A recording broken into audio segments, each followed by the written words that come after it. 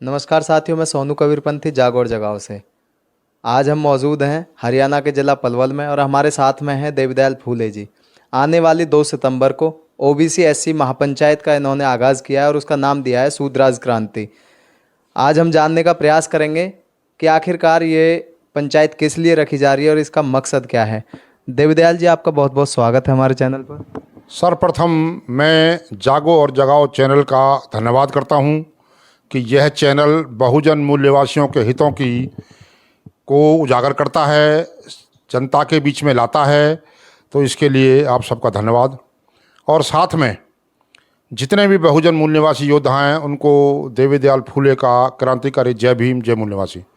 जैसा आपने अभी सवाल किया है कि ये जो कार्यक्रम है 2 सितंबर को, ये जिसका नाम दिया गया है शूद्राज क्रांति का आगाज़, यह जो क्रांति हम कर रहे हैं इसका तात्पर्य है कि जो एससी एसटी ओबीसी के लोग, जिनको शूद्रों के नाम से और अति शूद्रों के नाम से जाना जाता था, ज्योतिबा फूले ने भी शूद्र अति शूद्र कहा है, तो ये जो आंदोलन चल रहा है वाम सेफ के एसोसिएट संगठनों की तरफ से, तो इसमें जो हजारों साल से शूद्रों को, अति शूद्रों को अधिकार वंचित किया हुआ था और संविधान में जो अधिकार दिए गए हैं उनको पूर्ण रूप से लागू नहीं करना, और आज भी समाज में ब्राह्मण तंत्र लागू है, यह बात हम एससी एसटी ओबीसी के लोगों को, जिनको वर्ण व्यवस्था के आधार पर शूद्राज और अति शूद्र कहा जाता है, उनको समझाने का प्रयास इस आंदोलन के माध्यम से, इस महापंचायत के माध्यम से हम करने जा रहे हैं। यही हमारा उद्देश्य है। देवीदयाल जी, क्या ये कोई राजनीतिक प्रोग्राम है? नहीं, ये पूर्णतः सामाजिक आंदोलन है और इसके माध्यम से, इस आंदोलन के माध्यम से, इस पंचायत के माध्यम से जो भारत में शोषित वंचित लोग हैं, जिनको हजारों साल से अधिकार वंचित किया हुआ था, उन लोगों को हम लोग इकट्ठा कर रहे हैं, उनको समझाने का प्रयास कर रहे हैं। जिस तरह से गौतम बुद्ध ने शूद्रों को इकट्ठा करके और क्रांति की थी, जिसका जो आगाज है वो मौर्य साम्राज्य के उदय के तौर पर हुआ था, इसी तरह से हम लोग भारत में संपूर्ण आज़ादी का जो आंदोलन है हमारा सिर्फ सत्ता प्राप्ति के लिए नहीं है। जी, क्या ये कोई राजनीतिक प्रोग्राम है? नहीं, ये पूर्णतः सामाजिक आंदोलन है और इसके माध्यम से, इस आंदोलन के माध्यम से, इस पंचायत के माध्यम से जो भारत में शोषित वंचित लोग हैं, जिनको हजारों साल से अधिकार वंचित किया हुआ था, उन लोगों को हम लोग इकट्ठा कर रहे हैं, उनको समझाने का प्रयास कर रहे हैं।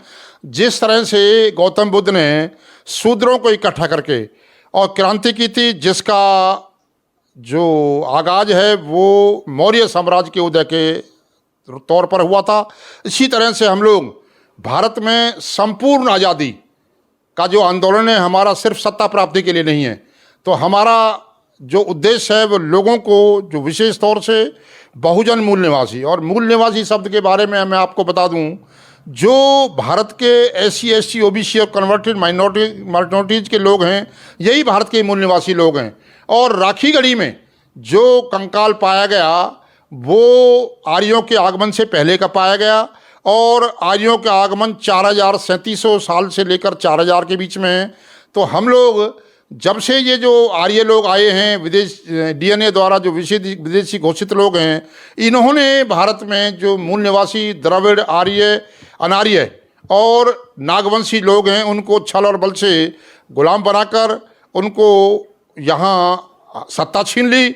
अब हम पुनः सर्वांगीण जो विकास है, आमूलचूल परिवर्तन है, और सर्वाधिक रूप से हम लोग जो सत्ता प्राप्त करना चाहते हैं और साथ में अधिकार प्राप्त करना चाहते हैं, यही हमारा उद्देश्य है। तो देवीदयाल जी, इसके जो ये महापंचायत है, आपने इसमें किस किस को आमंत्रित किया है?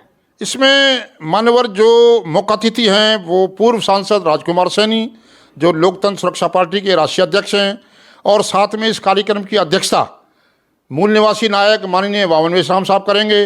कार्यक्रम की प्रस्तावना माननीय राजेश्वर जाखड़ जी करेंगे, और साथ में इस कार्यक्रम का उद्घाटन माननीय फतेह सिंह जी पूर्व आयकर अधिकारी करेंगे और इस कार्यक्रम के माध्यम से जो मुख्य मांगे हैं, जो मुख्य विषय हैं, उसमें एससी एसटी ओबीसी की को हिंदू के नाम पर दंगा फिसाद कराकर मुस्लिमों से भिड़ाना, राजनीतिक ध्रुवीकरण, यह षड्यंत्र आरएसएस बीजेपी के द्वारा है। इसको हमने समझाना है। पशुओं की गिनती होती है, लेकिन भारत में ओबीसी के लोगों की गिनती नहीं है और यही कारण है कि ओबीसी के लोगों की कल्याणकारी योजनाएं नहीं बन पाती, उनके बच्चों का भविष्य उज्जवल नहीं हो पाता, बजट में उनका पैसा लौट नहीं पाता। तो हमारा जो उद्देश्य है वो ओबीसी की जाति आधारित गिनती कराना है। साथ में जो ओबीसी के लोगों की क्रिमिलेयर जो उन पर थोपा हुआ है उसको हटाना है। एससी ओबीसी का जो बैकलॉग है उसको पूरा करने का जो हमारा इसमें मांग है, हमारा समझाने का काम है। और साथ में जो कर्मचारियों की पुरानी पेंशन है उसको बहाल करने का हमारा उद्देश्य है।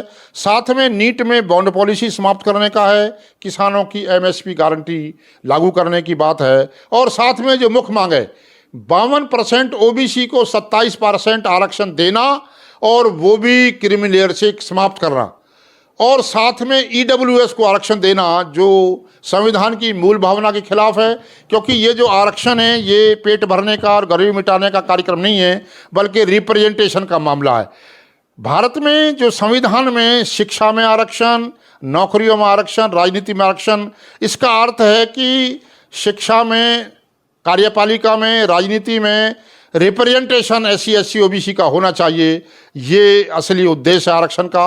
और अब सरकार, जैसा सरकार की साजिश है कि ओबीसी के आरक्षण देते वक्त इन्होंने कहा था कि 50% से ऊपर हम आरक्षण नहीं दे सकते, लेकिन ईडब्ल्यूएस पर ये 10% जो देना है दे दिया है, उससे 10% से ज़्यादा आरक्षण चला गया है। साजिश को समझाने के लिए ये महापंचायत का आयोजन किया गया है।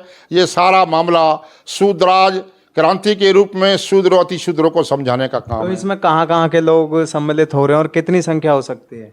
इसमें हजारों की लोग पहुंचेंगे और राजस्थान, उत्तर प्रदेश, हरियाणा, दिल्ली के लोग इस कार्यक्रम में शामिल हो रहे हैं और पूरे आसपास के इन्हीं क्षेत्रों के जो नेतागण लोग हैं वो भी आ रहे हैं, वो अपने वक्तव्य रखेंगे। इसमें सभी जातियों के लोग, जो शूद्र वर्ण में जातियाँ आती हैं, सभी जातियों के नेता इसमें आ रहे हैं और हमें उम्मीद है कि इसमें हजारों की संख्या में लोग उपस्थित होंगे। जी धन्यवाद।